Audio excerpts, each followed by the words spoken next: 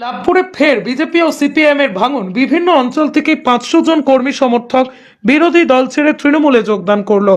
Vote আসে vote যায়, শুরু হয় দলবদলের খেলা। লোকসভা ভোটের পর হওয়া বেশ কয়েক মাস হয়ে গেল, ফের সিপিআইএম বিজেপিতে বড়সড় ভাঙন লাভপুরে।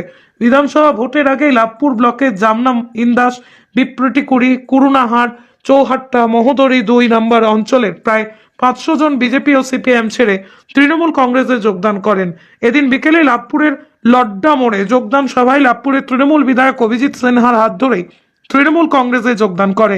সভা শেষে বিধায়ক অভিজিৎ সিনহাকে প্রশ্ন করা হয় যে রাজ্যের মুখ্যমন্ত্রী মমতা বন্দ্যোপাধ্যায় যে কোনো সভায় গেলে প্রায় সভাতেই লাভপুরের বিধায়ক অভিজিৎ সিনহার নাম নিচ্ছেন এবং প্রশংসা করছেন। রাজ্যের মুখ্যমন্ত্রী এই বিষয়ে লাভপুরের বিধায়ক অভিজিৎ সিনহা বলেন, আমার চরম সৌভাগ্য এবং মুখ্যমন্ত্রীকে ধন্যবাদ জানাই, শতকোটি প্রণাম জানাই। আজকে লাভপুর ব্লক তৃণমূল কংগ্রেসের পক্ষ থেকে যোগদান সভার আয়োজন করা হয়েছিল।